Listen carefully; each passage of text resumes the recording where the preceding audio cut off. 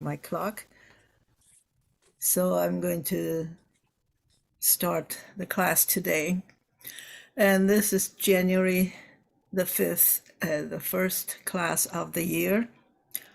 And we are going to do it twice a month on the first and the third Wednesday of the month. And Candy is kind enough to be here today to open the classroom for me. And she just did the live stream on the King On channel on YouTube, and she did the recording. These were the things that I usually do routinely. However, in the past 3 months, it did not happen as planned. So if you go on our YouTube channel, you would not be able to find many of the classes in October and December, and I was away in November. We hope everything will be fine from now on. Just a heads up that some of the classes were not on the YouTube channel and will never be because they were not recorded. Today, I chose this fine English poem by Lord Tennyson, Crossing the Bar. Even though I chose a video to go with it, it was not meant to be a song.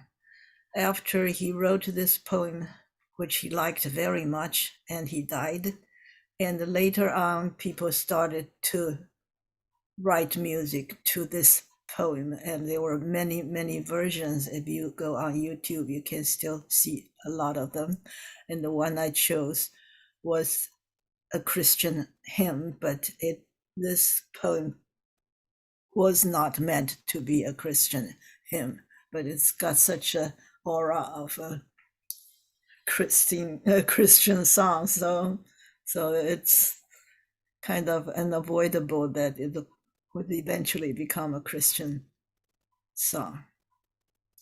And to match this poem, which is the poet looking into the future and seeing that one day he's going to die, I chose two of the Chinese poems. They were categorized as 临终诗. So when I'm about to die, I write a poem to express my feelings. And one is by Tang Yin. We all know him as Tang Bohu. He's a kind of a flamboyant personality in Ming Dynasty. And his 临终诗 is short and sweet and almost like a 打油诗. A 打油诗, we could say it's called a doggerel, Doggerel. And 虞美人, which is really, really a good poem, and unlike the Tang Yin 是临终诗. So because Tang Yin is such a lightweight that I had to add something to this class to give it enough weight. So 虞美人 more than made it up for my class. And today I chose three very serious topics. I don't know if it's too serious for our class. And you can always let me know whether you like it or whether you think it's not suitable for the class or whatever. And as I always mention in the beginning of the class, if you want to receive my regular email about the class handout, you can send an email to me and I will add you on my mailing list. In the meantime, if you have anything to say that you didn't want to say in class, you can always write an email to me. And we're going to talk about infallibility, heliocentrism, and Paul in Corinth. These are the three topics I chose for today's class. And here we have the vocabulary we're going to go over today. And you can, at one glance, notice that one of them was highlighted in red. That was because last last time in class, I wrote the word infallible and I spelled it wrong. And the computer said, you are wrong. But at that time, somehow I couldn't figure out what was wrong with it. I had only one L in it, and there should be two L's. So I put it correctly here, infallible. So we'll just start from the first word on the list, bona fide. It is a Latin word. It has two similar meanings. One is in good faith, and the other is genuine. They are a little bit different. In good faith means that you do something thinking that you are doing the best you can. You're doing it right. You're doing it correctly. Even though sometimes you may not be doing it correctly, but from your heart, you do feel that you are doing the right thing. So it means 真诚 or 善意. You do not have an intention to deceive anybody. 没有想要欺骗人家. Or ulterior motive, which means 你没有其他的隐藏的恶意在里面哈。In good faith means you are sincere without deception or ulterior motive. We don't have any ulterior motive, means that we're honest to goodness. We're saying it as if we think it's right and we know it's right, even though it may have other problems with it. It is used in law when you say a defendant, 被告的人, he did something in good faith, which means he did not mean anything wrong. He's not devious. He's not trying to cheat you. He is doing his best. And under the law, if this person is doing this in good faith, then we should give him credit for doing it, even though it may or may not be the right thing to do, but it's in good faith. Compared to another person who did it because he's evil, he wants to hurt you, or he wants to do whatever, he wants to benefit from saying the wrong thing or doing the wrong thing, then that person is not doing it in good faith. This is the first meaning of bona fide. On the other hand, there's a second meaning, which means genuine. That means he is the right thing. He is a real thing. This thing is a real thing. It's not a fake one.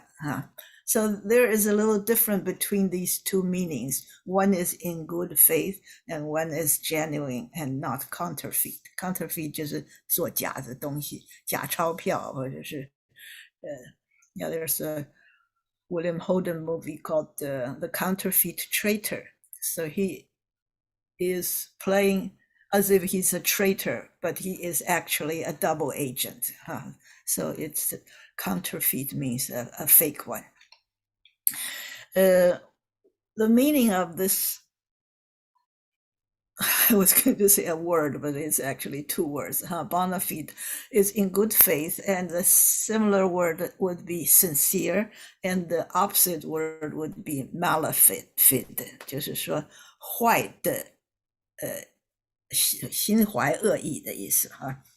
Now, an example of the sentence is, although he failed, the prime minister made a bona fide attempt to repair the nation's damaged economy. 这个例句就是说this prime minister, 这个首相哈 even though he failed, but he had a good intention. He was trying to save or to repair the economy, but he failed. As an example of the second meaning we have, this is a bona fide Roman coin. That means this coin from Roman Empire is a real coin. It's not a fake coin. So there's a little difference between these two meanings. So genuine means there's a synonym, 就是同义字, which means it's authentic or genuine, while the opposite word is bogus or counterfeit. So this is a dictionary version of it. And in our real life, we often use the second meaning, which means the real thing, because we usually talk about things not in the legal way or a very formal way. So the second meaning is more common, which means genuine. And we would say he's a bonafide cowboy. 他真的是一个很确实是货真价实的一个 cowboy. That's what it's used for. It's used more often in that way versus in good faith. So as I use the online encyclopedia, I say Wikipedia so often that I forgot the original word is encyclopedia. Okay, encyclopedia 是个百科全书哈。Wikipedia is an encyclopedia for the people. It is written by the people and used by people, because in our original mind, we think of encyclopedia as a huge endeavor created by most sophisticated scholars. It's something to be worshipped. However, Wikipedia wants people to treat it and to use it as an everyday tool. So it's called a Wikipedia. And this project succeeded just phenomenally, because in the beginning, people think that's never going to happen. Tell everybody in the world they could edit or write articles for the encyclopedia, and for other people to use it all the time and trust the information in it. This is just not going to happen. However, it did happen after more than 10 or 20 years. It is thriving very well. And they have a basic policy that they just took it very seriously. And that principle is called assume good faith. You can use 3 letters to abbreviate this term. Assume good faith is called AGF. From 2005, when Wikipedia first started, they say that everyone can be an editor as long as they keep their intention to be good. They are doing it for the good of human being. And they are all doing it not because they want to be rich or famous. They don't get paid, and they are not trying to benefit in any way from it, but they are trying to do this project to help the world to be a better place, so that anyone without having a lot of money can have access to a whole lot of good information. So that's their original principle, assume good faith of the people. Okay, the next one is this is about Absence of Malice. Absence of Malice is a movie with Sally Field and Paul Newman. It was a 1981 American movie about a reporter having good faith, writing a newspaper article and hurt somebody and cause others to kill themselves and so on. But in the face of the law, she did it with no harming intention, which in American English, they created this term called absence of malice. That is, you did something in good faith, your intention was good. What you said was true, but it may hurt other people. This is an idea in US law about libel suit. Here is a term, libel. L-I, okay, L-I-B-E-L, libel. Libel 就是人身攻击在法律的 term 来说是人身攻击。So newspaper prints stories about famous people all the time, and sometimes the people who were being written about did not like those articles.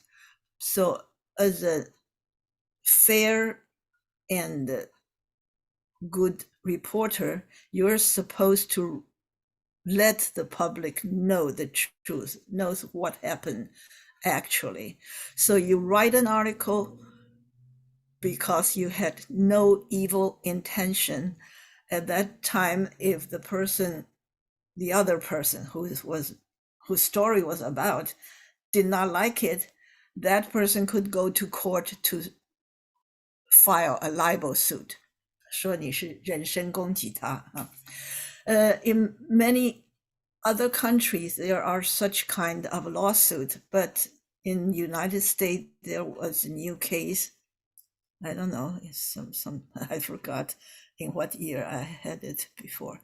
In the middle of last century, there was a lawsuit involving New York Times because some people sue New York Times as libeled their reputation. So this the judge decided that New York Times was not liable, the intention was good, so they should not be held liable for this article. And the term the judge used was absence of malice. 就是说, this reporter wrote this article without an evil intention. If that is the case, then they are exonerated from this criminal charge or civil charge. So people can sue a media or a newspaper for libel, but the judge could decide in favor of the media or the newspaper because of the lack of or the absence of malice. This is a very important term in US law, which of course, as always, many other countries started to adopt this similar laws. So if the reporter wrote something because of actual malice, here is actual malice. If they have 恶意, then they should be responsible, should be charged, should be convicted for libelous action. But if there's absence of malice, then they are free to do what they are doing. Very interesting is the last bullet, which says, in several countries, including South Korea, a true statement can also be considered defamation. Defamation is like libel, 就是说人身攻击, 破坏名誉. In some countries, if you're a reporter or if you're anybody, you said something which is true, you can still be considered to be responsible for harming someone's reputation. One example could be if you're in Thailand and they have a law that says nobody can say anything bad about the monarch. The king could do something that's really bad, but nobody can say that. And actually, there were lots of people, whether they were reporters or not, when they reported something that the king or the royal family did, which is true, but they can still be sent to jail because their law says if you defame somebody, whether it's true or not, the court can't decide that you defamed somebody. Defame is the word. Fame 就是名誉，rich and famous 这个 fame 这个字，把它 defame 就是破坏他的名誉了。So these are pretty serious concepts I'm talking about today. Let's just let it go for now. And I have not seen this movie. It was in 1981. Paul Newman used to be a very, very popular actor, but he passed away now. But Sally Field is much younger than he is, even though in this movie they were romantically involved. The next word is loom. Loom is a 织布机. Here is a picture of it, and it's rather complicated, you may say that. It was a big step when people invented a loom in order to weave fabric to make it into, say, drapery or a curtain or carpet, or to make into a dress or something. This is called a loom. L-O-O-M. Nowadays, you often could find vegetables and fruits in the market or the seeds for them that were from old times, without lots of new technology or new work done on it. So those are called heirloom. Heirloom, H-E-I-R-L-O-O-M. It's because a loom is something invented very long ago. So a family would often have a loom, and we thus use the word heirloom to mean something that's traditionally passed down in the family that is old. And on this machine, you can see a shuttle.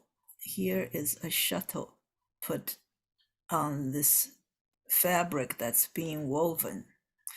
And this is a single machine that can produce a roll of fabric. And of course, nowadays, in a big factory, you can have a huge room filled with entire length with a loom that is hundreds of feet long. Those are still looms. But this is one thing that used to be in many people's home, that they can just sit there and produce fabric by weaving threads into direction. You can see at the bottom there are two pedals. A person would be sitting right here with the 2 feet on the pedals, and as your feet pedals, this machine would weave a fabric. What it does is you make that shuttle go from left to right, right to left, and it will create a fabric. And this is another kind of loom. This is a picture I took in Ephesus, Turkey. Turkey is famous for making carpet, which are so beautiful that they were not always on the floor. They could be hung on the wall for people to appreciate. So this is a woman sitting in front of a vertical loom instead of spreading down. This is a vertical one. So she would be weaving from the bottom up. You can see that she's weaving a line at a time along this line until it's entirely woven to the top. I wonder if you ever put any thought into how a fabric is woven. On the right-hand side, there's a picture, and in Chinese, we would call the up and down threads 尾经线, okay, 经线. And the left and right thread is called the 纬线. Yeah, I think that's how it's called. And in this picture, the up and down line threads are called warp, and the left and right one are called weft. So you would put all the straight up and down threads into two groups, alternating between the groups. One up, one down, one up, one down, one up, one down. On the other hand, you would have a shuttle that's going left and right between these warped lines. So you would weave it once and you would change the warp so that the they would change direction. They would change like this, and it'll make it happen so that you would create a fabric. So the basic purpose of a loom is to hold the warp threads under tension. So the up and down threads were very tight, and they were in two groups. You do it like this, and the shuttle would go between them. That's why we say shuttle bus or space shuttle. These are things that go back and forth, back and forth. Okay, and the next picture would be a shuttle. I don't, I was going to say I haven't seen one, but I have. I've seen many of such looms, but I never put much attention to it, so I don't know how it works. It looks like the shuttle would carry a thread inside it, so that when you throw it left and right, the thread would be left behind. Okay. Okay. And there's another picture I took of a loom. This is called a backstrap weaving. I took it in Urubamba, Peru. If you go to Peru, you would go to Machu Picchu and you would go to Cusco. These are two places you definitely have to go to. And in between, you would be in a bus and you would stop by to visit villages and see people weaving using a backstrap weaving device. So this loom is small. This picture is taken when this woman sits down with the loom on her laps, and this is the loom itself, and she would push the shuttle left and right in order to weave something. So this is a creative process of using a very simplified loom to create a piece of fabric. And the next word is called subtitles. And the subtitles are, like in the picture, lines of the dialogue in text showing under the picture so that people who do not understand what the person is speaking in the movie could read the line and understand what she was talking about. I wonder if any of you recognize who this woman is. Probably you, just like I did. We knew that she was Audrey Hepburn, but do you know what movie it was in? She was in. Okay, this movie is called The Charade with Cary Grant, and I think it's a Hitchcock movie, Alfred Hitchcock, suspense mystery murder movie. So this is an example of a movie having subtitles, but most of the time a movie or anything like an opera or something having subtitles is because the language was in a different language. Especially with opera, you almost definitely would be watching an opera that speaks in a different language, and you need help to understand what it says. So there's subtitle, and the subtitle is always in plural because there are lines and lines, many lines of words of text. And on the other hand, there are, as my first opera I watched in Seattle opera house was Il Trovatore, and it has surtitles or super titles, which means that I look at the people on the stage, and above the stage there is a line that shows the meaning of what he was singing. So it's not a subtitle. Subtitle means it's under the picture, and the super title means the text of the dialogue is above the picture. Okay. Now, this is a word I introduced last time when I talked about King Edward the Eighth of England, or United Kingdom, who abdicated, who decided not to continue to be the ruler of the kingdom because he wants to be with the woman that he loved. And the government or the monarchy, the system, the administration decided that he had to make a choice.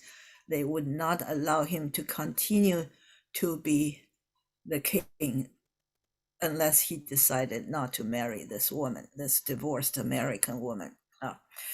And of course, there's a lot of bad blood between him and the government.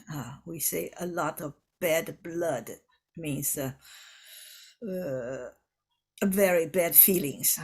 So they say bad things about each other to it's a smear campaign. They talk about this person of his, he did all these things wrong, but maybe actually he did not. That's called a smear campaign. Smear would be called the smear. Oh, where is my cursor? Smear. Smear 就是弄脏的意思哈。campaign.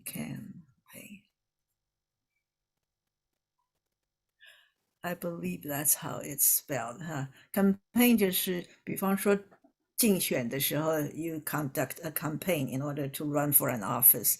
And if you decided to create lots of bad rumors about a person, you would engage in a smear campaign.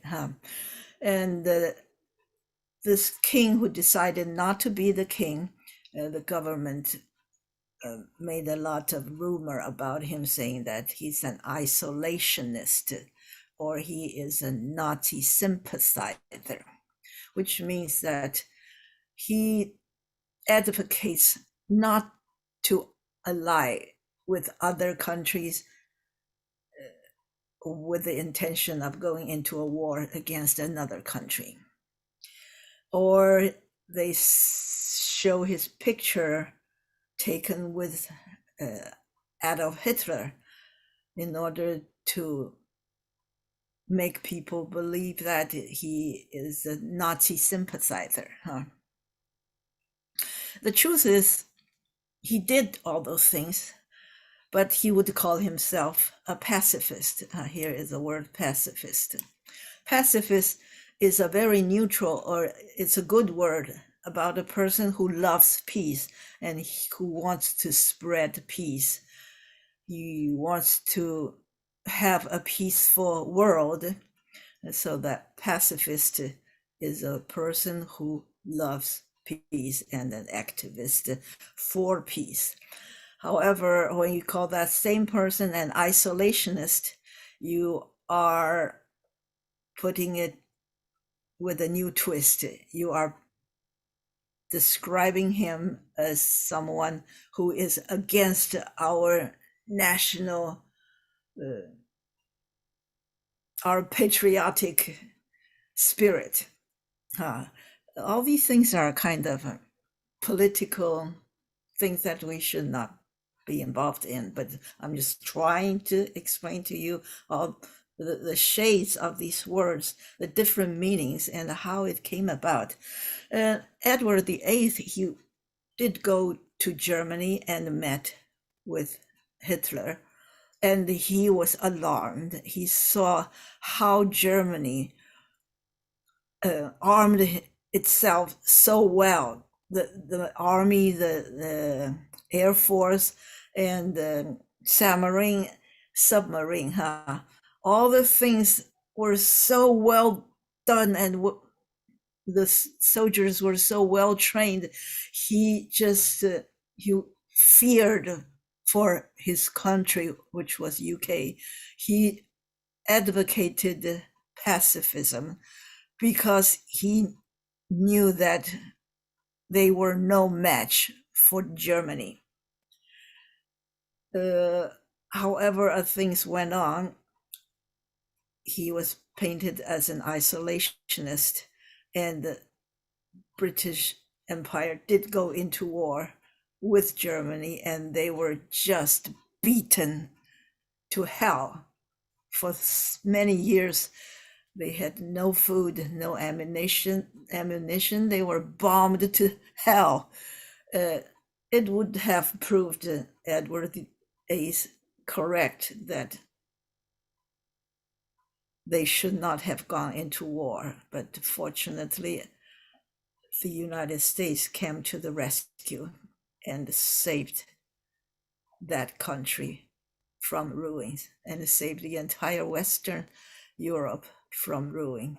And they won the war in the end, but not before a lot of suffering and damage to everybody in the world. Okay, so there are many layers of things that are not just so simply black and white. Okay, let me look at the next word. I think I'm quite cynical when I talk about all these things. The next thing about the Pope's infallibility is another cynical story from me today. We're talking about Galileo. Last time we talked about Galileo, who was sentenced to lifetime house arrest because he told the truth. He was standing with science when he said the earth revolved around the sun, but the church did not like it.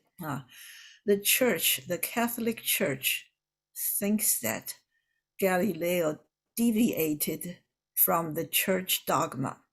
Our church decided that it is true that the sun revolved around the earth. It is our, I wouldn't say policy, but it is our doctrine. Doctrine is not exactly policy. 我们的信条doctrine. So the Catholic Church thought that their doctrine, people or true believers should follow their doctrines. They should not deviate from the church's stand. They should toe the line by following all these things. And if they don't, they are heretics. 他们就是异教徒，异端邪教。Even though these people, including Galileo or Newton or Darwin for that matter, they are all devout Christians, whether they're Protestants or Catholics. They believe in Bible, and they also believe what they see or they can prove scientifically. So they are put in an awkward position because the church did not like anything that deviates from their church doctrine. So the next word would be infallible. Okay. Infallible means not capable of being wrong. Something or somebody who can never do anything wrong. This thing is just so true that it's not possible that it could be wrong. So even though we say infallible is translated into 万无一失, but the better way is to say 教皇无误 because it's used by the Pope and the Church to say that the Pope cannot be wrong. If the Pope said so, then it is so. Whatever your scientific proof is, you cannot be wrong. You cannot be right because our church is never wrong. That's the word. What the word means, infallible, or the noun would be infallibility. But the Pope is infallible, which means the Pope is not able, it's not possible that the Pope is wrong. Okay. In the beginning, there was Jesus, and whatever he said was the truth. So it is true, whatever Jesus said, and he could not be wrong. So Jesus was infallible. So the church,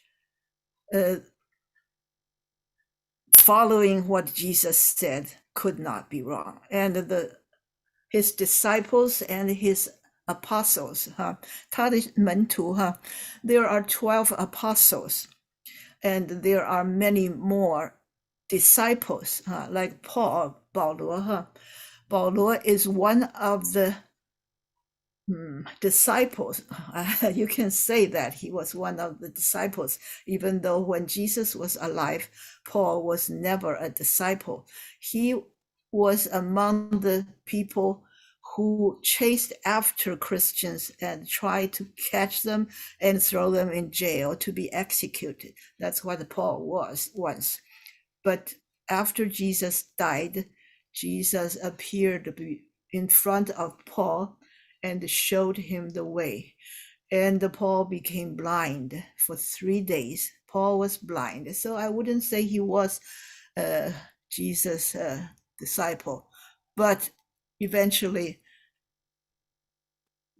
Jesus, after death, restored his sight so Paul could see, and he became a fervent disciple of Jesus, and he is going around. He went all his life, for the rest of his life, he went preaching.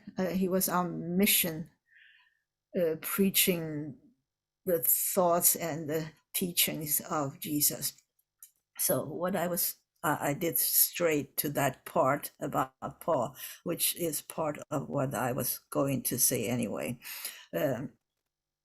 I'm saying that Jesus, whatever Jesus said is true, and whatever his apostles told people to believe in Jesus, they must all be saying the truth. And after that, it is the church. Once they had a Catholic church, the church decide what is right or wrong based on what Jesus is saying, presumably. And in their argument, they decided to claim that the church cannot possibly be wrong. That is not something that started in the beginning, but it was much later. I'm going to tell you how it went about. It is not that the Pope or any church people could never be wrong. It has to be that what they tell you as a doctrine or as a scripture or the church authority in the capacity of the work of the church, they cannot be wrong in those things. Not that the person could never be wrong. For example, if they had a mistress, that person was wrong, even though that person was an archbishop or something. So this is the meaning of the Pope could never be wrong. It's because it follows from Jesus being the truth. However, you have to say that not what everyone in the church said is right, because in the church they say that you have to say something ex cathedra in order to be infallible. Ex cathedra means sitting in the chair of an archbishop. So you are a cardinal or a bishop, a very high degree, and you said something in your chair when you're doing business, not at home when you're talking or drinking. No, not in those capacity. You have to be on your duty as the speak person of the church, be saying something officially, and that thing cannot be wrong. I think this is still kind of a bullying. I personally just do not like bullying. Everything in the world that I did not like, such as imperialism or Trump or many other things, I don't like them because they rely on their higher position or sometimes their wealth. They want others to bend because of them. This is what I don't like, and I interpret that as my feeling against bullying. Here the church says a church person in the chair of a cardinal or a bishop, what they say about the doctrine, about the scripture, cannot be wrong. This is called the infallibility of the church. The Pope can sin or to be wrong on other matters, but when he is representing the church and making a statement for the church, he could not be wrong. This, as I mentioned, is a kind of new thing, and I guess it was assumed to be so throughout the medieval time, until Renaissance came around, 就是文艺复兴以后, people started to have their own thought. In the old days, you just have to say your priest told you so, then everybody will follow. But then came Martin Luther, who decided that the Pope is wrong, the Pope is corrupted. So this is a whole new thing. And because of this, the church decided to put out this doctrine that the church could never be wrong. On the other hand, the other churches, other than the Catholic Church, like the Protestant Church and the other Eastern Orthodox, all these churches, they did not declare their leader to be infallible. Now, only the Catholic Church decided so. Okay.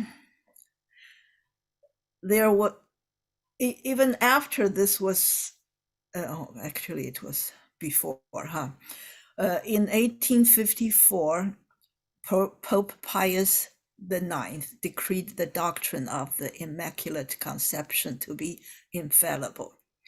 This is a story of Jesus' mother having a baby before she got married. And in their story of this religion, they claim that this is immaculate conception. So she became pregnant not because she had a sexual relationship with an ordinary person. It's because God came to her and made her have this baby. And this is so holy and clean. It's called immaculate, 就是纯洁无一点瑕疵的受孕啊。So in 1854, Pius IX decreed the doctrine of the Immaculate Conception to be infallible. That is when he could no longer argue why this is true. He decided to hide under this 皇子, he declared this is true, and nobody should argue about it because the church cannot be wrong by deciding that. And in order to help him, they had the First Vatican Council, 就是一个huge conference of all the people who are church leaders. They had a council in the year between 1869 and 1860, which declared that the Pope was infallible when he spoke ex cathedra, or from the papal throne, on matters of faith and morals. This is because the Pope said something citing his authority, which is infallibility, claiming that Maria had Jesus due to immaculate conception. So they had this meeting, a big conference, claiming that the Pope is infallible. And that's the only time ever that the church declared something based on infallibility of the Pope. And the second time, which people don't consider the second time, is Pope John Paul II. We'll come into that a little later. But before that, I'm going to quote Matthew 16, 18, 19. I'm spending a lot of time on the Bible because if you want to study English, the language, written or speaking, you need to read the Bible. The entire English language, whether written or speaking, I wouldn't say came about after the Bible was translated in King James Version, but it is a monumental step for the English language, having the Bible translated during King James time. I think it's in the 11 something, maybe 1154 or something. It is in the 12th century. King James is just before Queen Elizabeth, I believe. Anyway, don't quote me on all those dates. I can't swear. Okay, but I'm talking about King James Version being so important to a person who studied English. So we like to go back to the Bible all the time, even though I'm not a Christian. 马太福音16章18节哈，in number 16 it says, "And I tell you that you are Peter." I suppose Matthew is one of the four Gospels in which most of the quotes are from Jesus. So Matthew wrote that Jesus said to Peter, "And I tell you that you are Peter, and on this rock I will build my church, and the gates of Hades will not overcome it." Jesus told Peter, probably after he died, I think, he told Peter to go and establish a church on this rock. And the Hades 是阴间哈，我们说阎罗王的鬼门关哈。The gates of Hades is 鬼门关的意思哈。The gates of Hades will not overcome it. You will build a church that will never die. That's what Jesus meant. And line 19 says, "I will give you the keys of the kingdom of heaven." Here, I will give you the keys of the kingdom of heaven. So from now on, any church or any Christian books that describe Peter, he will be holding a set of keys or one big key. That's the key of the kingdom of heaven because Jesus gave it to Peter. And everyone who died and went to heaven would go to the pearly gate, and Peter will be there waiting for that person. If you are a true Christian, you would die and you would go there, and Peter will be there with the key on, strapped on his belt, and that's when he decides whether you can go in or you can go to hell. Okay, line 9 says, I will give you the keys of the kingdom of heaven. Whatever you build, you bind, whatever you bind on earth will be bound in heaven, and whatever you loose on earth will be loosed in heaven. This is a new international version. There are many versions of the Bible. The oldest in English would be King James Version. Well, it would not be the first. There were several translations, but after King James Version, all the older ones were abandoned because the new version is so good and so beautiful. However, as time goes on, people find some of the translations were difficult to understand. So you will find many newer versions that help modern day people to understand what the verses mean. So this is from a different version. I just grabbed one. This gives you the authority of Peter to be telling the truth, for Peter to be infallible. And then all the popes after Peter would be infallible according to Matthew 16:18. And here I'm quoting New York Times in 1995. The paper on November 19th of that year, New York Times wrote, in a statement approved by Pope John Paul II, the Vatican announced yesterday that Roman Catholics must consider their church's doctrine that only men can be priests to be infallibly taught. Pope John Paul II did not come right out to say that I am infallible and that there should be no women who can become a Catholic priest. No, he did not say that. What he did was he authorized the church, the Catholic theology, the church to make a press release citing infallibility, that no woman can be a Catholic priest.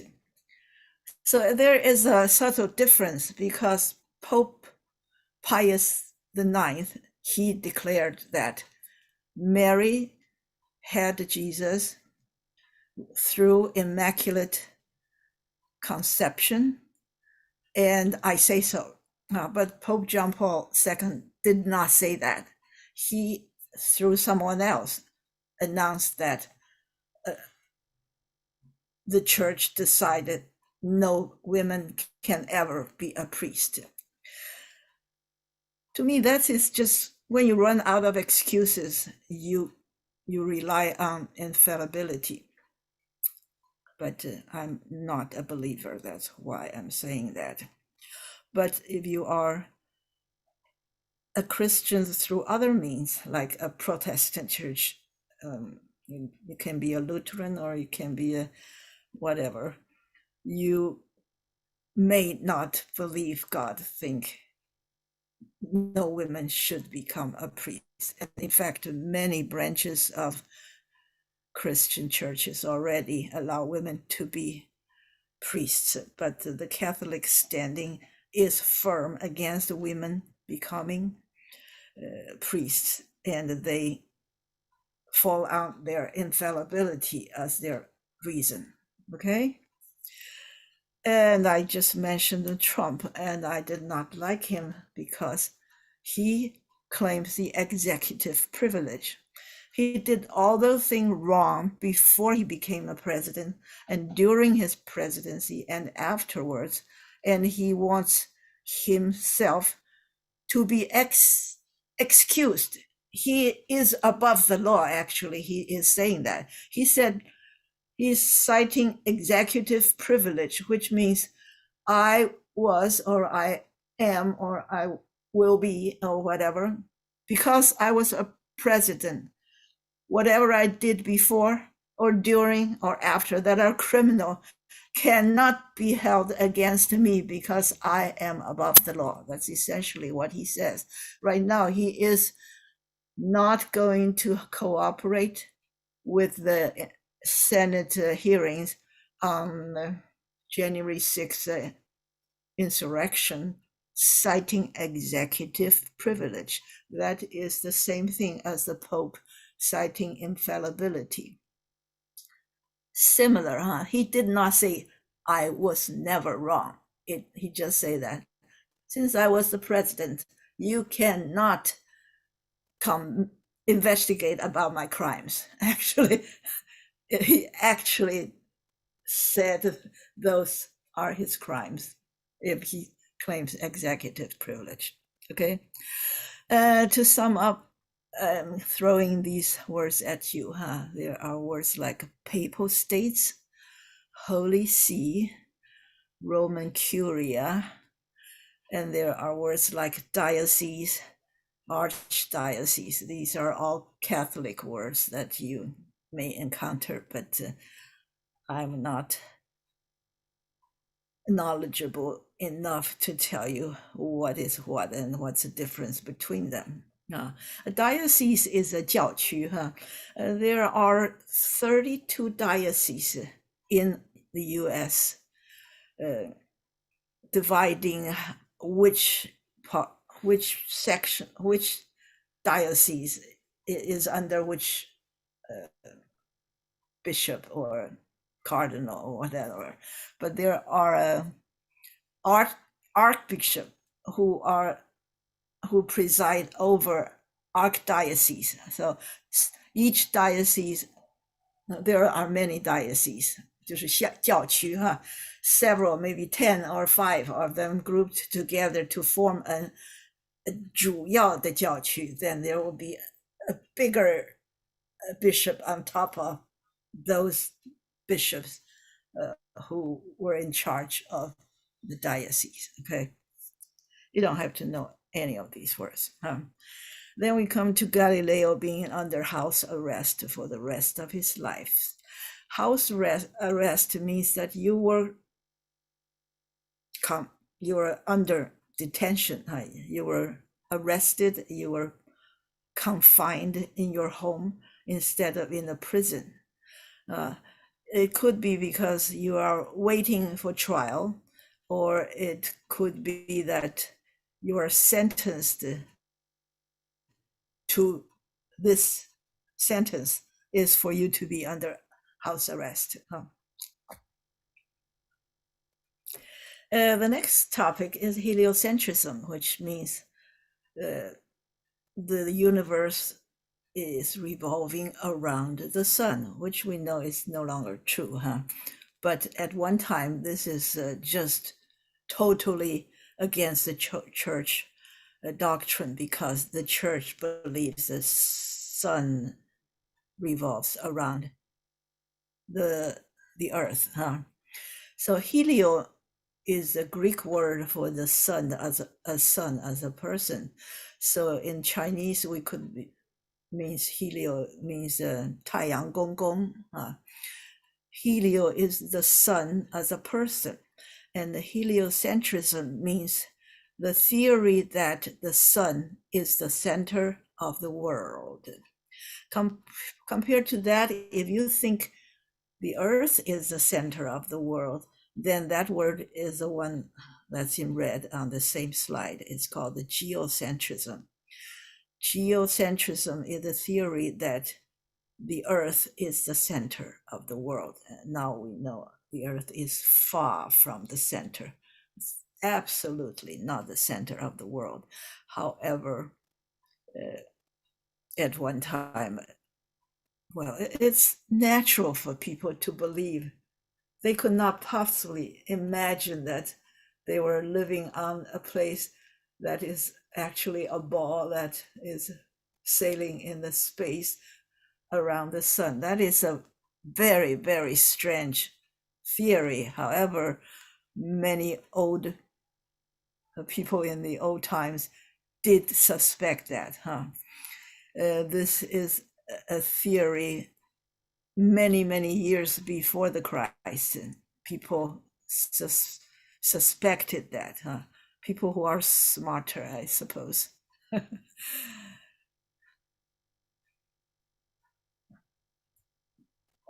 This is on paper, this is a person who first declared that the earth revolves around the sun.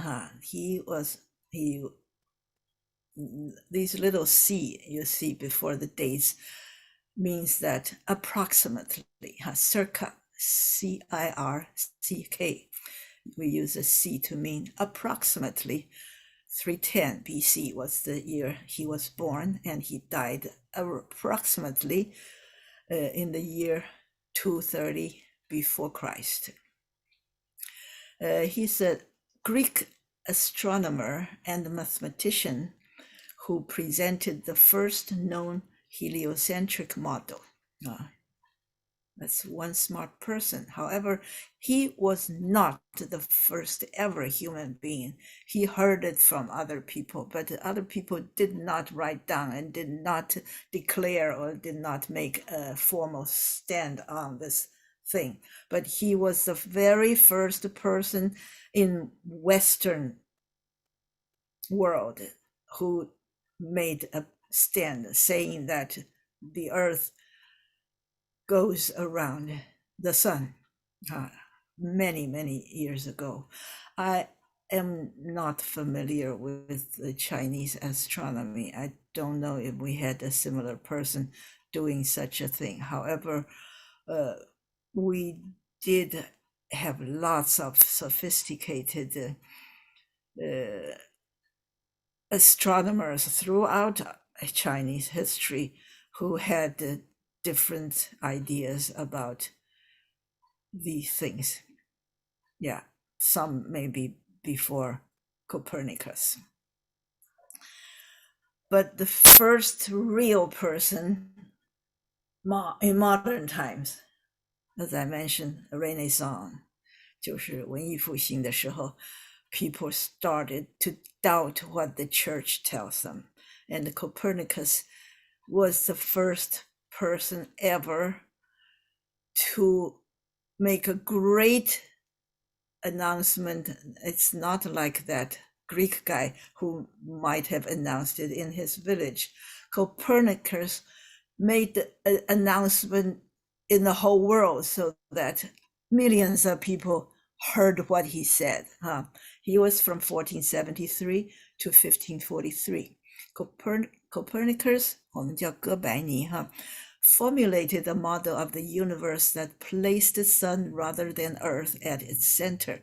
This is just extraordinary. Copernicus developed his model independently of that Greek guy. He did not read that Greek guy's announcement, but he came up with this idea himself. Maybe he heard somebody else talking about it, but he was formally the real person who proposed this weird theory to the whole world. And Galileo, who was 100 years later, he decided he could prove it. We're coming to the second one. We saw Galileo, 1564 to 1642.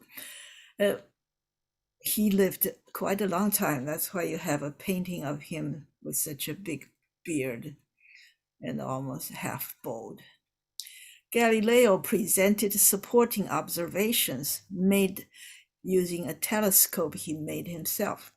He invented telescope, and he grounded the crystal to make into lens, and he put lenses together with a gadget that holds the lens together, and he could look through the lens, this telescope, to observe the heavenly bodies, 天体，天上的东西我们叫做天体, and heavenly body is how you call them.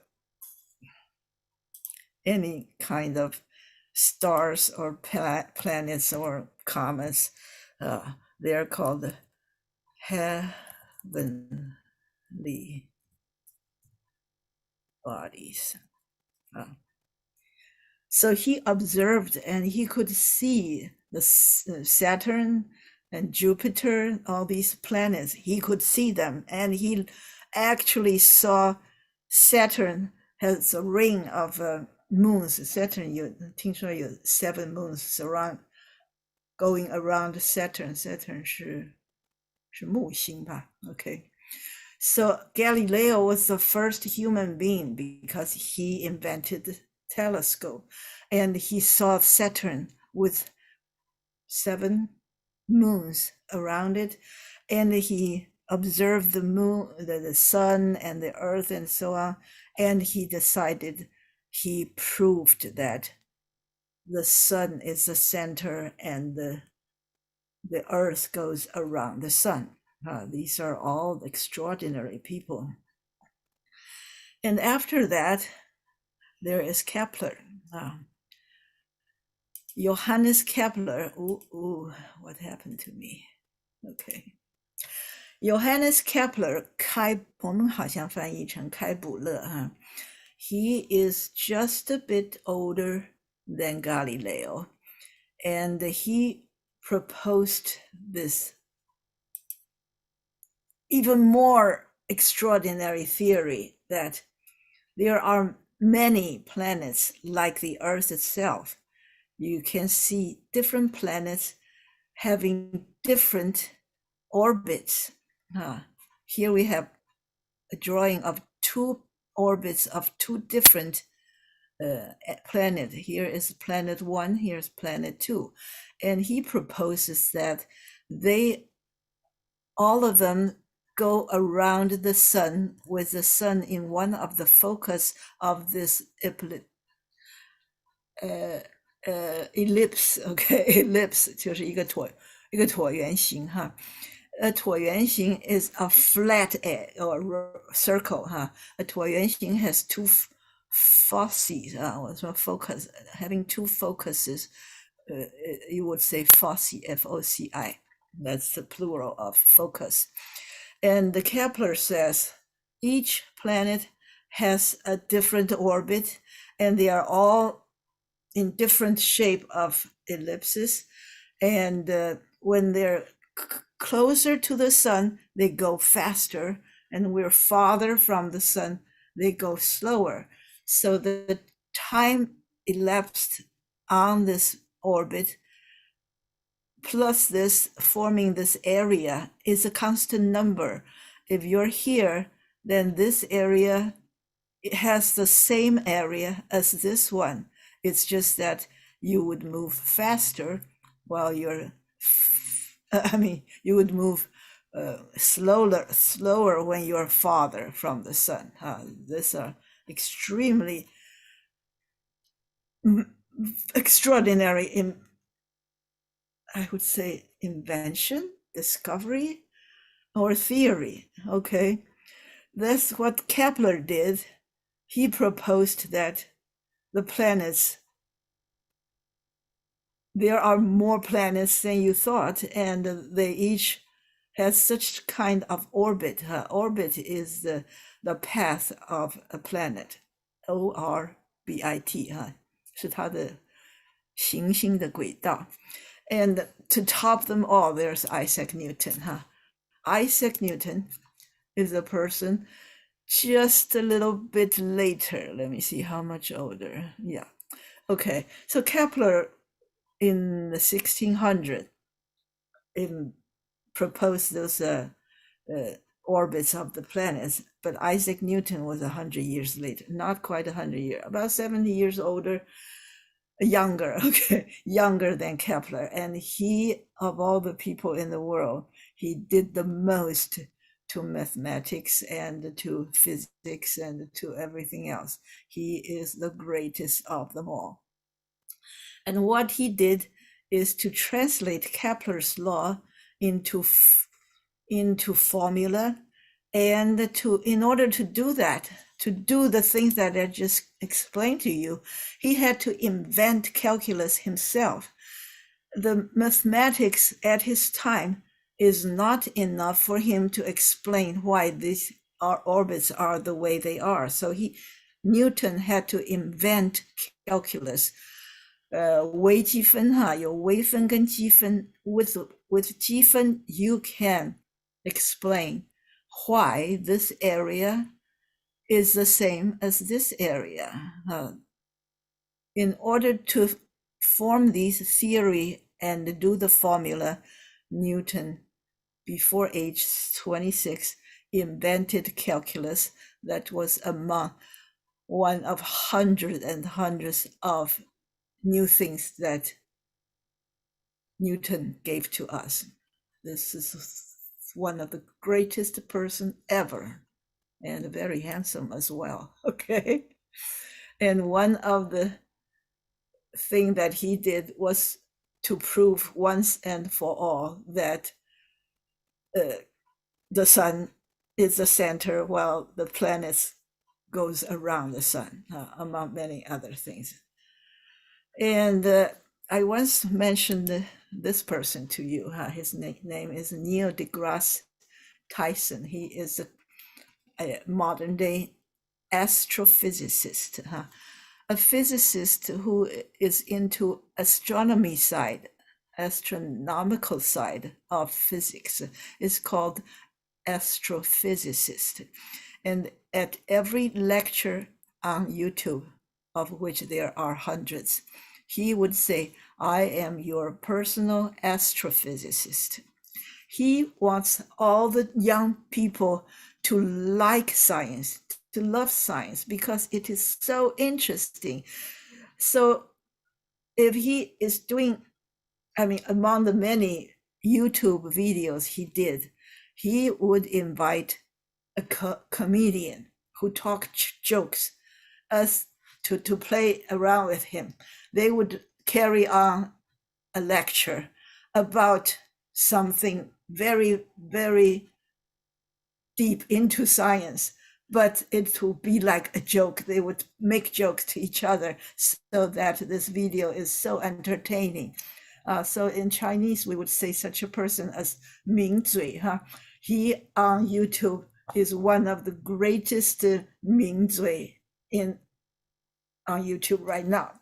You can go no wrong if you go on YouTube to watch any of his videos, because you can learn so much and have a lot of fun. And on the other hand, I found this Chinese Ming Zui recently. If you go on YouTube, you can find hundreds of his things, his videos. He is also a scientist, and he specializes in DNA and gene analysis, and he's a CAO of Huada something, a DNA research company. They made tons of money by doing COVID-19 tests and so on. 华大基因. Okay, so 基因 is in the name of the company because he is a geneticist. Okay, so you can go no wrong if you go on YouTube to watch one of his videos, because you can learn so much and have a lot of fun too. 老师，这个字是念叶吗？叶. We know that we have Sima Qian who wrote 史记, and we have Ban Gu who wrote 汉书, and the one after them is called Fan Ye. Fan Ye is a person who wrote 后汉书, the same year, and this guy is called Yin Ye, just like Fan Ye. Okay, and he was born in 1979. Okay, we're getting close to our end of vocabulary. This word is called recant. That is, once you are we're talking about a public announcement. Once you declare that you believe in this, or you did this, or it was true that something you made a statement of, then later on you regret it. you would recant it publicly. You make a public announcement saying that what I said previously was wrong. The verb for this kind of action is called recant. It's not just that in your own home you decided, oh, I was wrong, I should not have said that. You have to publicly make announcement to say that you were wrong. Okay, that's called the recant. To renounce, to abandon, to disavow. The next word, to put it simply, it's nirvana. Nirvana is, it puts an end to the cycle of death and rebirth, which is 轮回. According to Buddhism, each person would be born and then would die. And when you die, you go to someplace, let's say heaven, and where you would reincarnate and you become a new thing, whether it's a new person or a new animal or whatever it is. So you're doomed to be in this cycle of death and rebirth and death and rebirth, because life is just misery.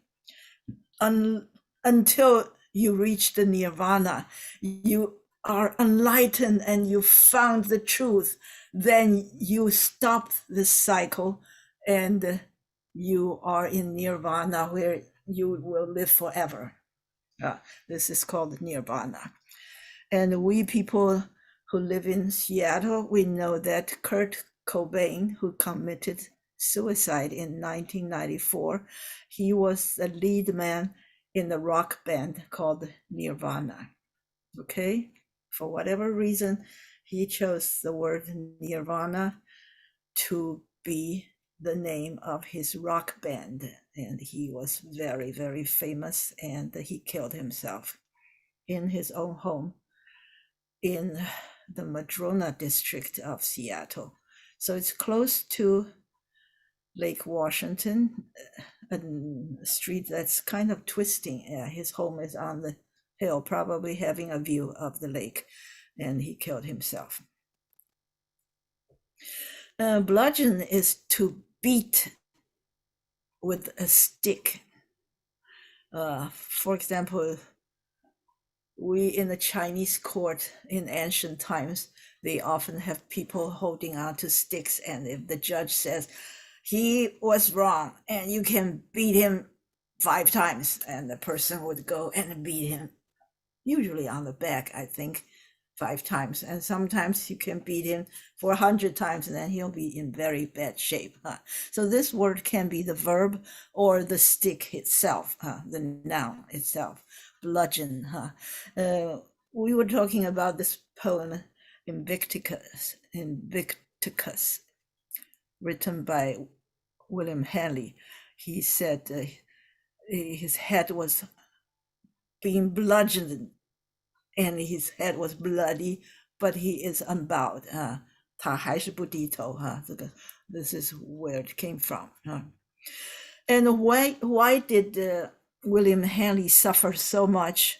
Because he had both of his legs amputated. 2个腿都被切掉. The word amputation means to cut off a limb, usually legs, but sometimes it can be a quadriplegic person could have all 4 limbs cut off. Amputation is the removal of a limb. A limb 是一个树枝的意思. So to a body, your arms and your legs are limbs of the body, and we call them 四肢. The amputation is needed sometimes because they were injured. Maybe a bomb blew up and injured your arms or legs, or you had certain disease, for example, on the hand or feet, that might extend if you don't cut that limb off. So these are quite traumatic experiences. It could be done on you to control the pain or to stop a disease from getting worse. For example, it could be a malignancy, 就是像 cancer 类的东西会一直长大的哈 or because of gangrene. And I had a picture which you probably would wish I never showed you. This is a picture of gangrene. 坏疽. So in some cases, it is done as a preventive measure, not because that limb was already bad, but it's to prevent it from being bad. And this is what happened to this poet we read about. And what he had was tuberculosis. We often think tuberculosis as 肺结核. However, it is just a 结核. It could happen in other parts of the body, but the most common kind we knew is of the lung. We can also call it 痨, 肺痨. This is when we were little, we all had the immunization against it because it was going around quite contagious. And later on, we found antibiotics to treat it. And usually we use several kinds of antibiotic to treat it. But since that happened more than half a century ago, the virus decided to mutate. And there are many of these viruses that causes tuberculosis that are now resistant to the antibiotics that we use. So this is called the drug-resistant tuberculosis, and it's a huge threat right now to the human being because we did not stop this disease in the middle of the thing. Okay, so it was not eradicated, and now we are losing the battle because we don't have the good tool that used to be effective. This is a very strange thing that might cause very many of you to be unable to sleep tonight. As of 2018, 1/4 of the world's population was thought to have latent infection with TB. So that could be you and me, because 1/4, that means 1 in every 4 people has this in them, even though it's not apparent. You are not in danger of it now, but it's there, and you cannot pass it on to others. Having latent TB doesn't mean that you will spread it. You will not, I guess that's what it says. I remember we had an elementary school teacher who had that, and later on, she was cured of it. And every time we passed by her, we would stop breathing because we were afraid that we would get it, but apparently not. Okay. About 10% of latent infections progress to active disease. So of the 1/4 of people in the world, maybe 10% of them would eventually develop this disease, and it might kill them if they were not treated well. And we know that in many hospitals, some of these patients could not be treated like that. We're coming to almost the last word. This one is called the spontaneous. That means it happened naturally, not because human caused it to happen. For example, we know abortion is to 堕胎, but if a person had a spontaneous abortion, that means this fetus suddenly died and came out by itself without any doctor or any medication or any procedures. That's called a spontaneous abortion. And we call spontaneous combustion. Combustion 就是爆发哈。For example, we all drive cars, and it has an internal combustion engine，就是一个内燃机，它把这个汽油的气点燃，嘣。And relying on this internal combustion, your car could continue to run, and the wheels would move. However, you could have a hill, a mountain of garbage, and it's fermenting, or there are lots of germ in it, and it becomes hotter and hotter, and one day it could become a real fire. That's called a spontaneous combustion. So a fire that happened not because somebody or something caused it to happen, but it happened naturally, as a garbage pile. Usually in the old times, whether in the West or in China, we had this idea that if you put a piece of meat out there, and pretty soon it'll become rotten and even grow maggots in it. 这个叫做肉腐生虫哈。And this is in the Western world, it could be called the spontaneous generation. So this rotten thing, or this maggots of the caterpillar, happened by itself, not because the flies lay eggs in it. Actually, it was the flies laying eggs in there. But people who did not see the fly, did not see the egg, they would say, oh, if you wait long enough, the meat will create worms. So this is called the spontaneous generation, which used to be the thinking in many civilizations, but it turns out to be true until people investigated and realized that it was actually the fly that laid eggs in it, or it went rotten because of germs in it. Here's spontaneous fission. This is kind of nuclear science. We had fusion and fission. If an atom, 一个原子 is very big, it might spontaneously fission. I don't know. So it can split into two smaller elements. 原子就是 atom. And if they could, scientists can also cause that to happen because of scientific procedures. But this is about spontaneous fission that happened naturally.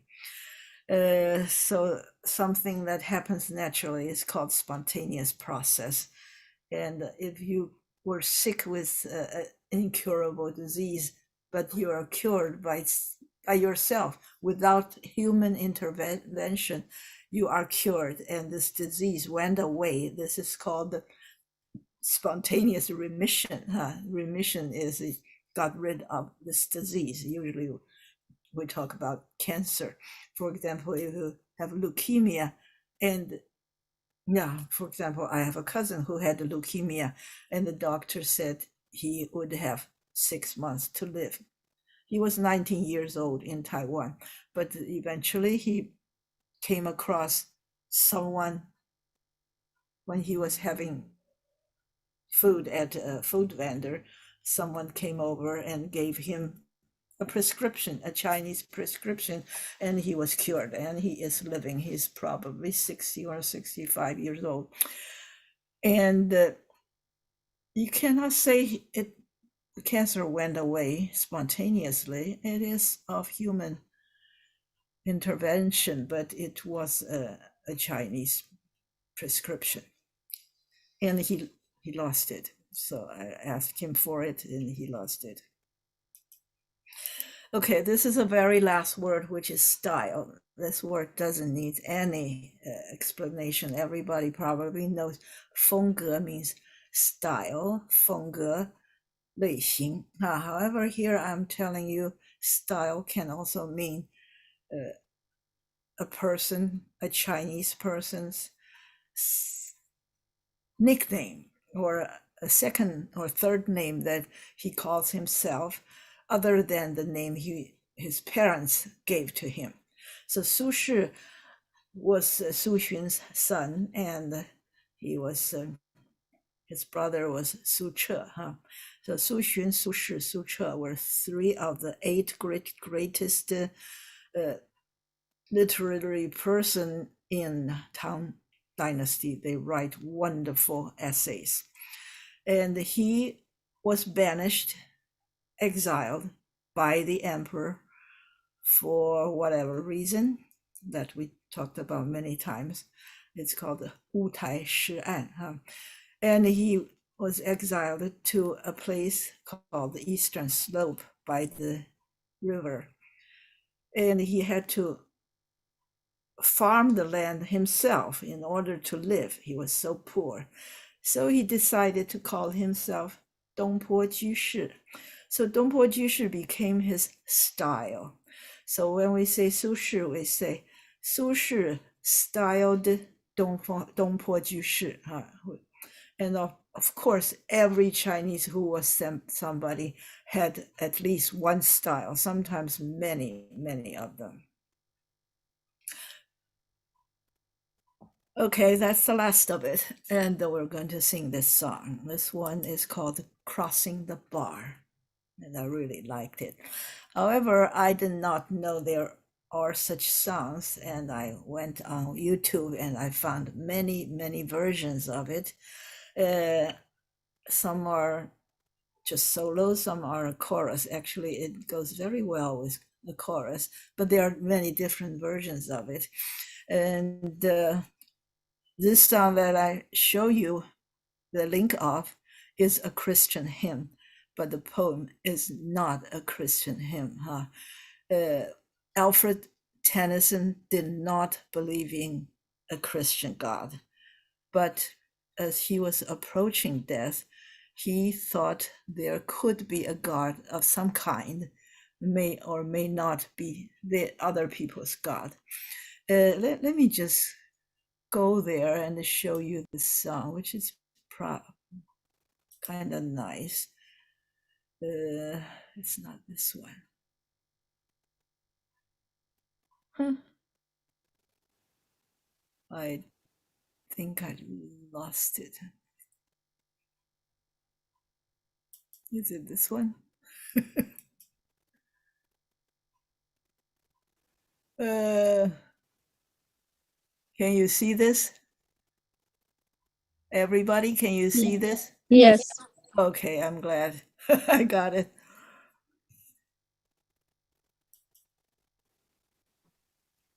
Sunset and evening star, and one clear call for me, and may there be no morning of the bar when I put out to sea. But such a time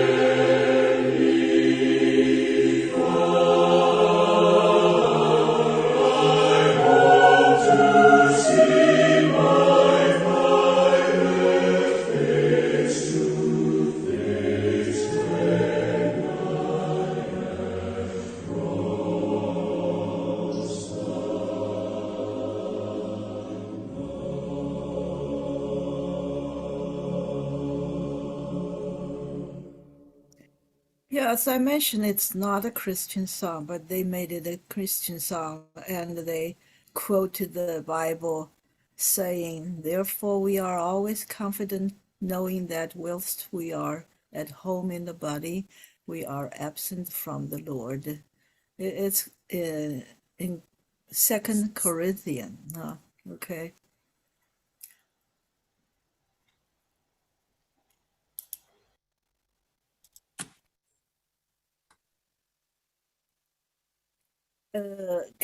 Did we come back to the PowerPoint?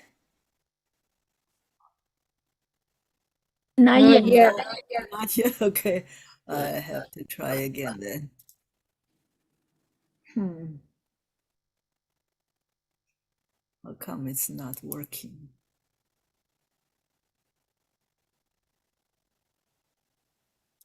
Uh-huh.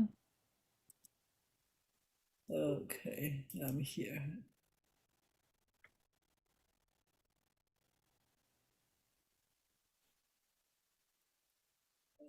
Okay, let me try again.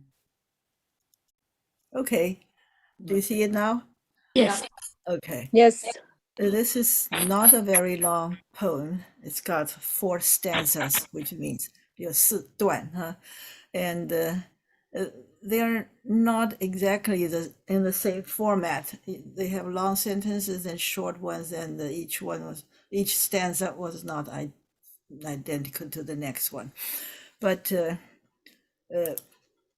it says sunset and evening star, huh? This is a poem he wrote while he was traveling on the sea and he was very sick. So you can imagine that he saw the sunset and he saw the evening star. The evening star is a planet, actually. I think it's Venus, and because it's closest to the sun. So it's also called the evening star and it's also called the morning star because when you're looking at the sun in the morning or in the evening, you would see one star shining so brightly because it is the only planet that is so close to the sun. Huh? So you can imagine that he looked at the sky and he thought, "This is God." He didn't believe in God. He thinks that it is clearly a call for me. I am about to die. He was very, very sick and he thought he was going to die. But he actually lived 3 more years. He did not die after writing this poem. And may there be no moaning of the bar when I put out to sea, huh? Here we have the word bar in the title of the poem, which is crossing the bar. I deliberately put this picture here, which shows 2 areas of the sandbar, and one side could be the sea, and the other side could be the river or lake or the sea. So a sandbar is an area next to the water or inside the water, but it's above the water. And we would call it a shazhou. Huh? So shazhou is a sandbar, but it can also be called a bar. And normally, when we think of bar, we think of 酒吧, huh? It's because the person who's behind the bar, the bartender, he takes care of the customers, and the customer on the other side of the bar would come and say, "I want a Bloody Mary," or whatever, and the bartender who attends the bar would concoct a cocktail or whatever and provide you with a drink where you would take the drink and you start to drink it. Maybe you're still sitting at the bar.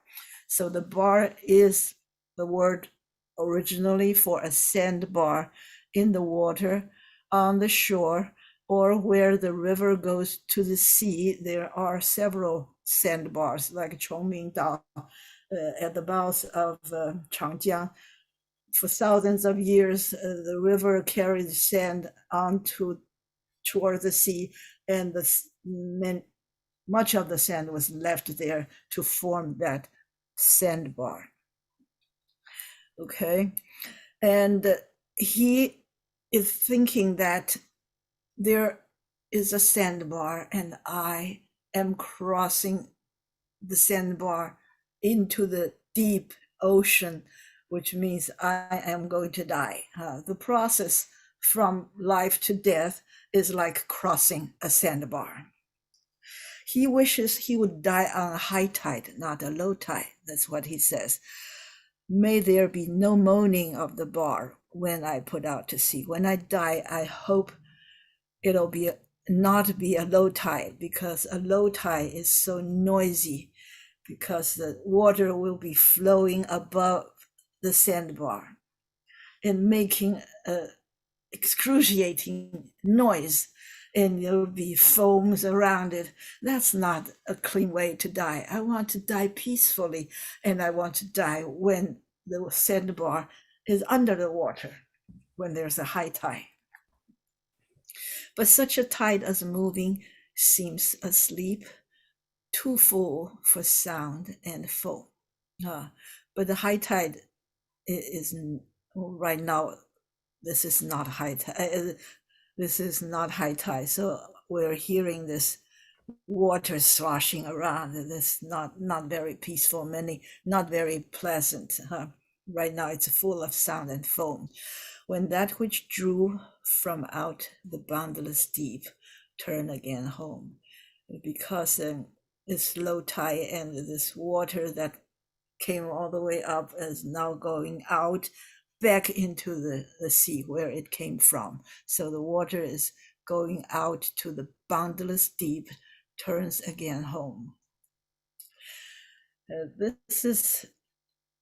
There are 4 stanzas, and this is the third one. So this third one is similar in structure to the first one. Again, he says, twilight and evening bell, and after that the dark. And may there be no sadness of farewell when I embark. He's again looking at the sun setting, and he heard the church bell ringing. The kind of church bell ringing is a ceremonial at the time of the day when the sun is setting. This kind of bell is called the vesper. And after that, the dark. He expects that, of course, it'll be dark after that, and he expects that he would probably die after that. And may there be no sadness of farewell when I embark. The so-called embark is to initiate a journey, to start a trip. Usually on a ship, it's called to embark. When I embark means when I die, I'm going to leave this earth, and I'm going to go on a journey to another world when I embark. And he wishes that there be no sadness of farewell. People should be happy and peaceful when they see that I die. I hope they will not make a great fuss. Then come the very last one. For though from out our born of time and place, this born means a boundary or limit or destination or goal. 我们的边界或者我们的目标。我们的时间跟 place. We are in this world. We have this limit. Beyond our limit of time and place, that is the other world. 我死的话，我就会去那一个 world. The flood may bear me far. 现在我就跟着这个潮水 the flood, the huge amount of water taking me away across a bar into the deep sea. I hope to see my pilot face to face when I have crossed the bar. This cross 就是 CROSSED 的意思。It's probably because he wants it to be read as one syllable instead of 2, so he put that T in there. I hope to see my pilot face to face. So when I die, I hope I can see my creator, whoever it was, face to face when I have crossed the bar. This is a very quietly emotional, because he thought he was dying, and finally he is going to peacefully reach the other end and is to see if there is a creator. So he's not struggling and he's not sad. Well, you can say he's sad, but he's very peaceful, serenely peaceful. 3 years before he died in 1889, he was on a ship and he became very, very sick. And he wrote this as a metaphor. A metaphor 就是一种比喻哈。His metaphor is this journey is of death is like a journey from the river by crossing the bar into the sea, into the unknown deep, between the river of life and the ocean of the deep, where we would return to where we came from, I suppose. He wrote it when he was very sick, although afterwards he also wrote several other poems. He was very prolific. He wrote many, many poems. But after he wrote this so-called Lin Zhongshi, he wrote more others. But before he died, several days before he died, he told his son that starting from my death, every time you publish a book of my collection of poems, this one shall be at the very end. The last poem in every collection should be this one, because he liked it very much. And the moaning of the sandbar is a common saying. They say that when the water goes down to a certain level, some water from outside the sea would rush over the sandbar into the other side until it could no longer cross the bar. And in the process, the sandbar would be moaning. The sandbar is making a noise that sounds like it was painful or crying. Moaning sandbar is to describe the tidal noise, and it happens when it's low tide. And for a ship, you should be very careful when you are around any sandbar. And this is a particularly dangerous time and place to be for any ships. So it became a common saying about moaning sandbar to describe life's hardship.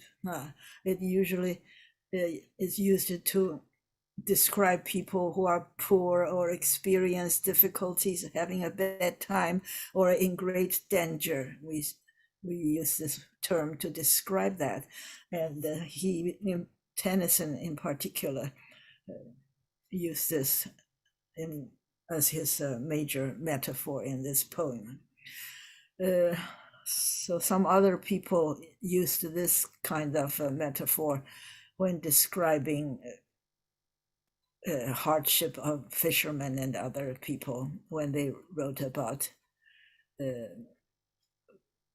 poems about poor people before Tennyson did this one. But this one is so famous that people would always think of Tennyson when they think about the sandbar or the moaning of the bar. There's a place called the Long Beach. It's on the Pacific coast in Washington State, not the one in California. Here, if we go to the beach, we can go to Ocean Shores, we can go to Westport, and we can go along the seacoast all the way to the end of Washington State. That's where Long Beach is. And once I was there, they claim to have the longest sand beaches in the whole world. It is 30 miles long. That's pretty long. And it's very shallow, so you could walk a long way into the sea at low tide. And there on the beach by the road is a sign that quotes this poem.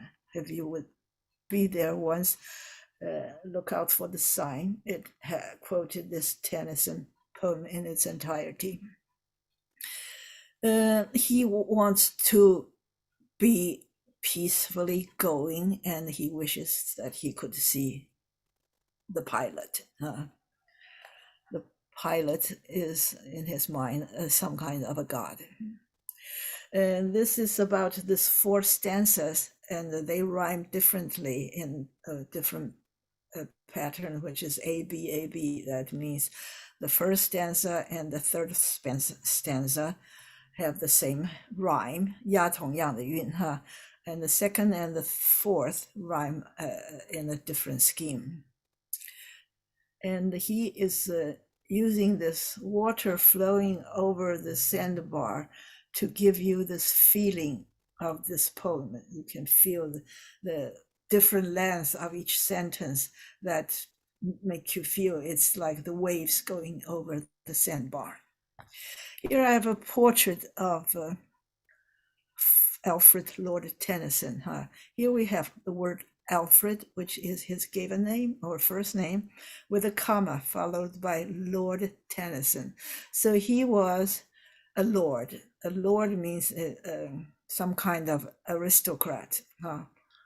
It could be a duke or a marquis or an earl, a count or a baron. But once he is a lord, you would put his first name separately with a comma in front. As you can see on the last line, we have George Lord Byron. Byron is the poet, 我们叫做拜伦, Lord Byron is a hereditary peer. 他是家里传下来，他是一个贵族. So when you call Byron, you would say George, comma, Lord Byron. You would write that way, but of course you don't read that comma. George Lord Byron and Alfred Lord Tennyson. Tennyson 我们可能翻译成戴尼生.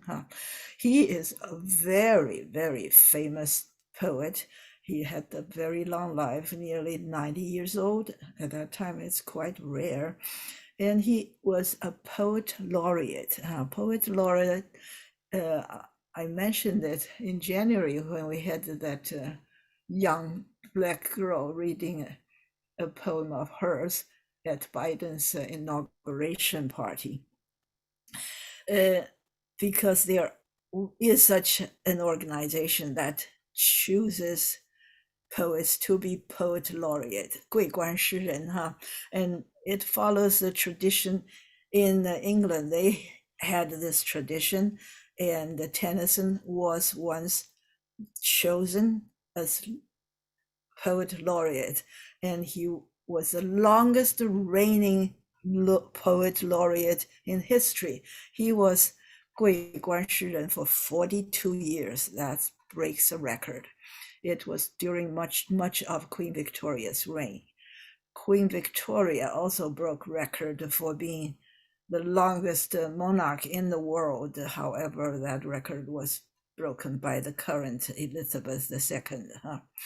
So for most of Victoria's reign, Lord Tennyson was poet laureate.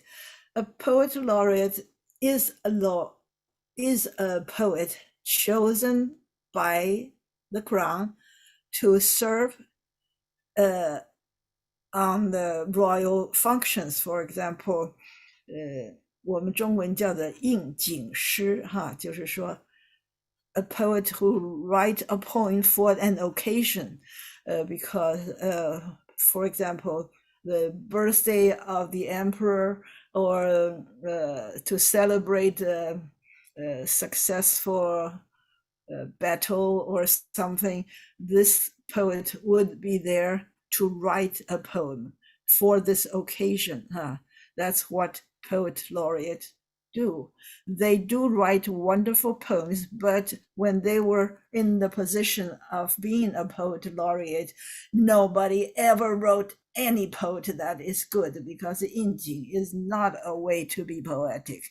Okay, for example, well, he was one of the very, very few one who wrote poet as a poet laureate that were pretty good. And one of his very famous poem was charge of the Light Brigade, 轻骑兵的冲锋 That's when British Empire was raging a war against the Russian Empire in Crimea, 克里米亚战争的时候 and they lost. But Tennyson, as the poet laureate, wrote a poem actually to say what a waste of time and money and everything a war is, because we should have never been in this battle. Okay. Here is a statue of Lord Tennyson, and this is a chapel of Trinity College in Cambridge, so that's a pretty important place to have your statue be in. Here are some of the famous of Tennyson's notable works. Short lyrics, they're Break, Break, Break, The Charge of the Light Brigade, that's the poem I just mentioned. Tears, Idle Tears, and Crossing the Bar. And for the long ones, there are Idols of the King, Ulysses, and the Tithonus, I guess. Idols of the King is now very famous because it's about King Arthur's story, and King Arthur has always been very popular throughout history, especially now. And Ulysses is, of course, the hero in Odyssey, which is Homer's Greek, how do you say that? 史诗哈，荷马的史诗 yeah.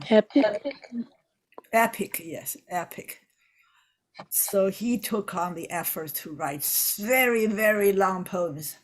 This stories like Idols of the King would be rhyming page after page into many, many pages. So it's a very, very long story, and the Ulysses and so on. So he is really a great poet. These are some of his quotable quotes. Well, the first one is, "'Tis better to have loved and lost than never to have loved at all." That is so poetic. 他说，爱而最后失去了爱，总还是比从来没有爱过还要好。Isn't that lovely? "'Tis better to have loved and lost than never to have loved at all." This one is from Charge of the Light Brigade. It says those soldiers were fighting a losing battle. He says, "There's not reason why, there's but to do and die." Those soldiers are here not to ask why we are in this battle. They are only here to do their best and die. 他们是为国牺牲，义不反顾，根本 because if they would stop to question why they're here, then they should not be here, because it's just not worth their life to do such a thing. So it's pretty darn strange for a poet laureate to write this on his watch as a poet laureate.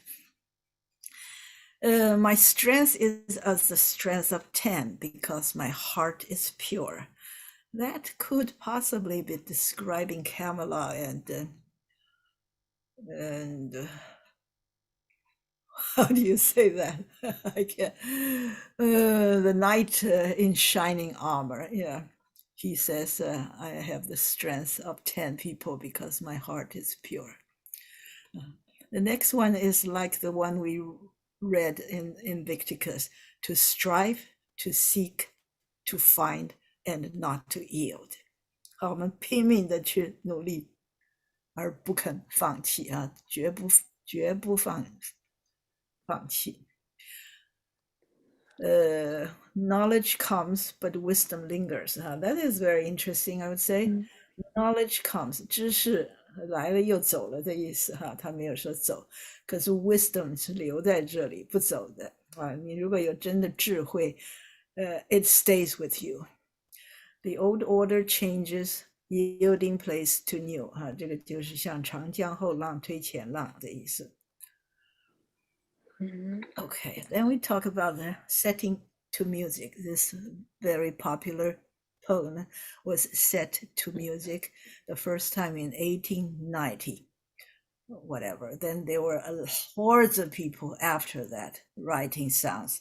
So if you go on YouTube, you can listen to many of the songs. But it's not a Christian hymn.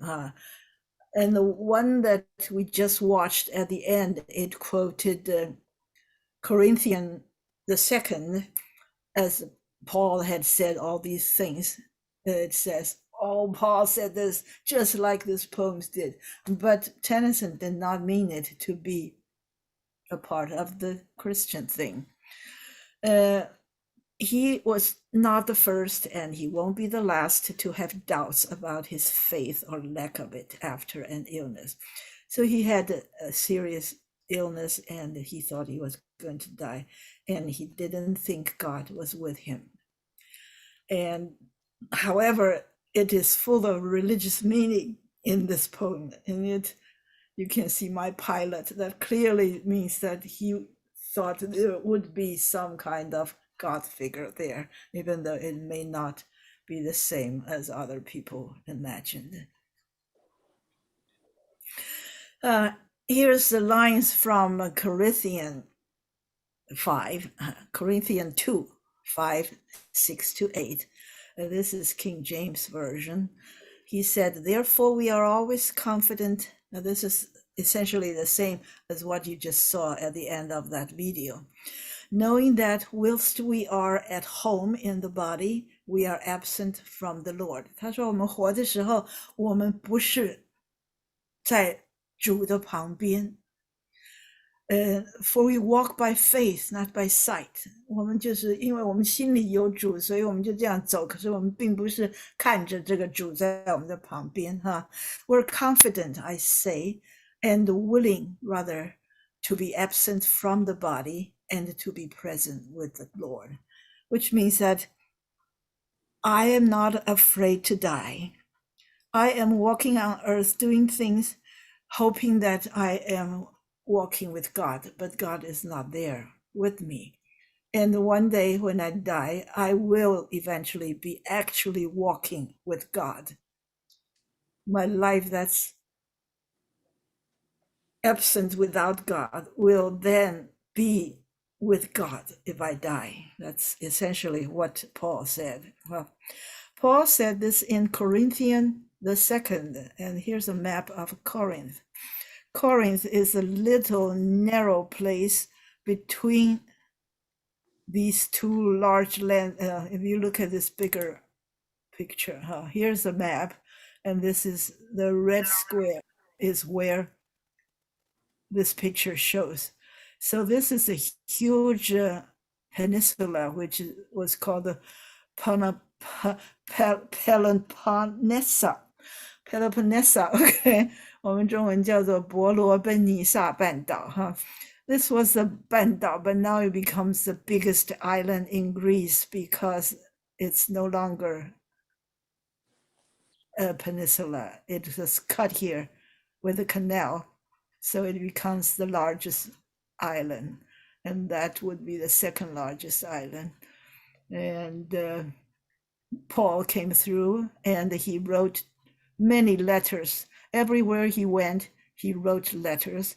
And Corinthians 1 and Corinthians 2 are a collection of his letters to the people in Corinth.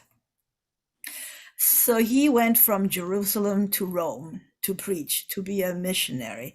And he went to many places in Greece and in Rome, in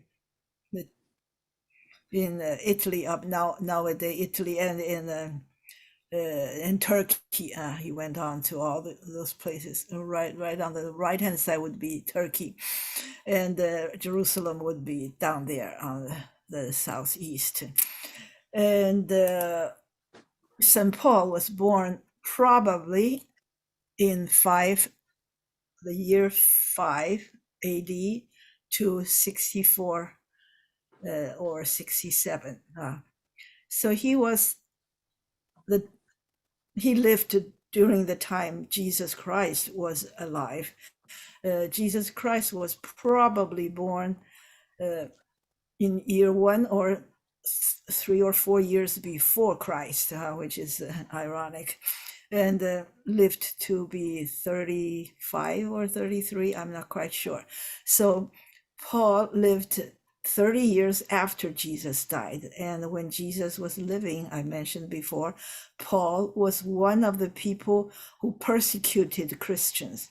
He went around catching people who are Christian believers and tried to bring them back to Jerusalem to kill them. However, on the way there, he was struck blind, probably by Jesus, when the risen Christ appeared to him in a great bright light. So the dead Jesus appeared in front of Paul, and he became blind for 3 days, and then he gradually saw the light. He was blind, and now he sees the light. So he began to preach that Jesus of Nazareth was the Jewish Messiah and the Son of God. So he became a true believer after Jesus died. Paul founded several Christian communities. As I mentioned, he went to a lot of places in Asia Minor. Asia Minor is a place in Asia that's in the very western tip, which is mainly Turkey. Okay, so Asia Minor is Turkey, or you can say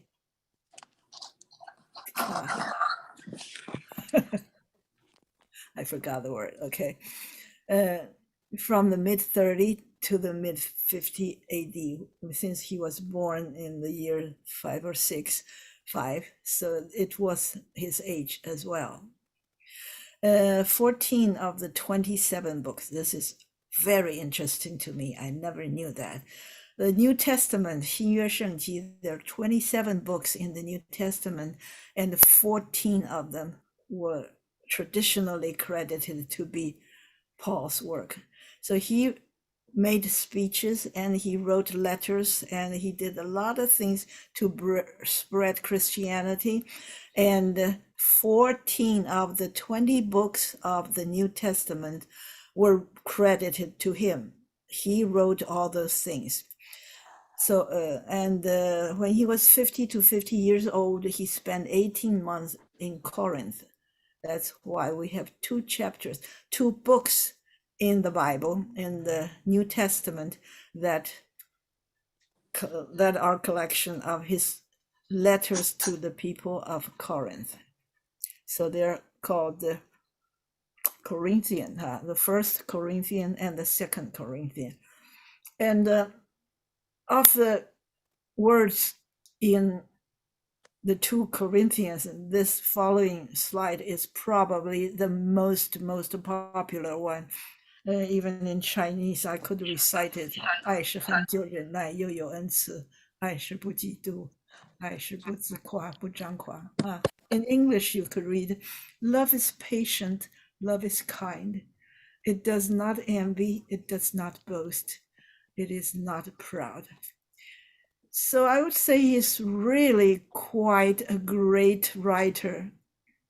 He who could write so brilliantly and convincingly and so much from his heart, I would say that was a great writer.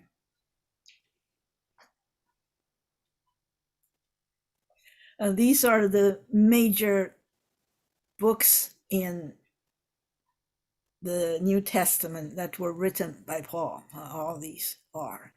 You can see that Roman means that he's written letters to the Romans, and the Galatian and Ephesians, that's Ephesus, Philippian, I don't know, Colossian and the Thessalonians.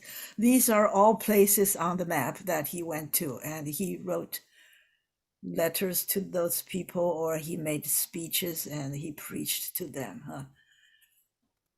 He is one great writer in history.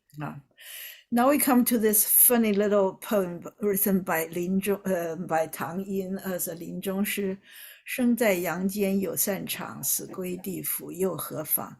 阳间地府俱相似，只当漂流在异乡。This is really in a vernacular slang, I would say. He would not say this is the greatest poem I ever written, but it's really captured the spirit. He is about to die and he takes it lightly. He is not serious and he's not sad. It's just a phase in your life. And it's probably going to be the same. You would be just traveling in another country from where you would never return, but that's just another country. Okay. And he is quite a different person in Chinese history, making fun of everything. And of all the things you can do, you can go on Google Images and Google for Tang Yin Chun Gong Tu, and there are tons of them. He made paintings with Chinese characters that were considered Chun Gong Tu, about people during sexual intercourse. That's quite untraditional for any Chinese respectable people. Okay, he was one of the 4 greatest painters and also one of the 4 greatest literati. And we probably know him from 唐伯虎点秋香. It's been made into movies, stage plays, and operas, all kinds of media. And in order to not end this 临终诗 on a funny note, I give you 南唐李煜虞美人春花秋月何时了，往事知多少。小楼昨夜又东风，故国不堪回首月明中。雕栏玉砌应犹在，只是朱颜改。问君能有几多愁？恰似一江春水向东流。This is one of the greatest Chinese poems ever written. And Li Yu was an emperor, and he lost his country to the Song dynasty.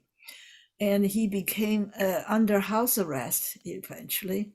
And he lived in the place with a few of his old retinue, his people around him, his gongnu, his wife, and so on. And he was about to die any day, even though he was still young. He knew that he did not have too many days left, because the emperor who took the empire, the land, the terrain, his country from him has died, and his brother became the next emperor, who was not very friendly to him. And he was very sad and writing very sad poems, and the emperor, having spies around him, knew that he was saying all those sad things, and remembering and thinking of his old country. So the new emperor was not happy. So this can and is considered to be his 临终诗. He wrote this not long before he died, and they think that he was poisoned to death by the new emperor. Of all the things in the world, this is one poem you should try to remember. Okay, this is the I have another slide that told you about what happened to him, that he wrote this and the emperor was not happy, and after a few days he died. Many people think he died of 千机毒, which is consisted of 番木鳖碱. Okay, so he was buried. It's so cruel of this new emperor. Sometimes would summon his wife to attend to him, probably to rape him. This is really what not a winning emperor should do. But of course, who is doing the proper things? Not the least Donald Trump. Okay, that's it for today. And I have one last slide which says, I looked and I found many Lin Zhongshi. So we're going to keep talking about several of this Lin Zhongshi of the famous people, probably next month. Okay, do you have anything to say?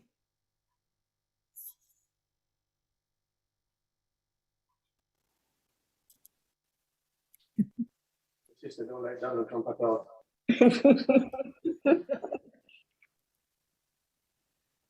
Okay, that is for today.